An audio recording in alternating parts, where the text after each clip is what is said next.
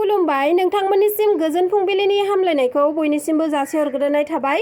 दिनै 2023 मायथाइनि 3 आगस्ट नोंथांमोननि थाखाय गोदान भिडिअ लाबोबावबाय। अन्नानै भिडिअखौ जोबजासे नायलांदो। राजस्थानाव जादों मोनसे गाज्रि जाथाय। हाबा जाखानाय फिसाय गोनां सासे आइजोआ गुबुन हौवाजों आयेननि बेरेखा सोमोन्दो लाखिनायनि थाखाय बिसिखौ लंथं खालामना लामा लामा थाबायहोदों। फिसायानो गुबुन हौवाजों सोमोन्दो थानायनि थाखायनो बिदि खालामदों होनना मिथिना मोन्दों। बे जाथाया थारियाबाद पुलिस थाना सिंनि फाहाराग्राम पन्चायत सिंनि मिसालखोटा गामिनि।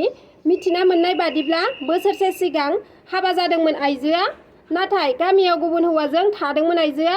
बेनि थाखायनो फिसायनि नखरनि सोमोन्दो जानायफोरा आइजोखौ किडनेप खालामो आरो गावनि गामियाव लांनानै बुनानै सि जोम खुहोनानै बेबादि गाज्रि खामानिखौ मावो। दासिम साथामखौ हमनो हादों होनना मिथिना मोन्दों। बे जाथायाव सा 10सो सुबुंफोरा सोमोन्दो थानो हागौ होनना सन्देह खालामनाय जादों। जाथायनि सायाव नायबिजिरनाया सोलिगासिनो दं। सानजा गुवाहाटी पुलिस कमिशनार एडनि बेंखनाव खेत्री थानानि पुलिसआ 57 नं राजा लामायाव सिग्रोमनानै AS 12 CC 2440 number Tata DI truck गारिनिफ्राय आरोबाव माजि मोसौ हमनो हादों। वेस्ट बेंगलनि कठुआयाव आसामनि 37 बोसोर बैसोनि सासे सुबुंनि गोथै सह'खौ बोखांनो हादों।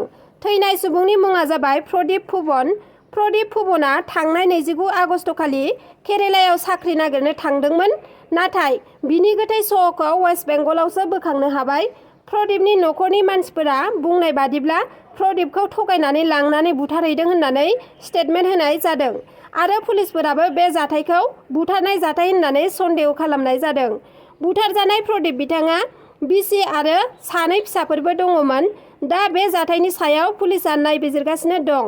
थांनाय 2022 मायथाइयावनो पाकिस्ताननिफ्राय आयेन बेरेखा भारतआव थाफैनाय सेंग्राखौ पुलिसआ एरेस्ट खालामबाय। पाकिस्ताननि बाइस महम्मद मुंनि सेंग्राया हायद्राबादाव गावनि गार्लफ्रेन्ड नेहा फातिमाखौ लोगो हमनो थाखाय आयेननि बेरेखायै नेपाल बर्डारजों भारतआव हाबफैदोंमोन आरो हाबफैनायनि जाहोनाव पुलिसजों एरेस्ट खालामजाबाय। हमजानाय बाइस महम्मदआ थांनाय 2022 मायथाइनि नभेम्बर दानावनो हायद्राबादाव आयेननि बेरेखा फेरिज भिजा पासपर्ट गैयालासेनो थाफैगासिनो दंमोन। उनाव पुलिसआ जाथायनि सायाव नायबिजिरनानै दायनिगिरिखौ एरेस्ट खालामनाय जाबाय। दायनिगिरि बाइस महम्मदआ 24 बोसोर बैसोनि आरो नेहा फातिमाया 29 बोसोर बैसोनि। धेमाजि डिस्ट्रिक्टनि सिङाव थानाय पश्चिम सुबासे गावआव सानैसो सुबुंनि हानजाया सासे मेलेमारि जेंना गोनां सुबुंखौ बुयै बुयै इनायै बुथारदों। बुथारजानाय सुबुंनि मुङा जाबाय खगेन गगৈ। बुथारग्राफोरजों आरो खगेन गगैजों मोनसे फिसा बाथ्राखौ लानानैनो नांज्लायनाय जादोंमोन। बेहायनो दायनिगिरिफोरा रागा जोंखांनानै खगेन गगैखौ बुयै बुयै बुथारदों। खगेन गगैनि नखरनि सुबुंफोरा दायनिगिरिफोरनि सायाव थाबैनो गोख्रों एक्सन लानो थाखाय पुलिस बिफानखौ खावलायदों।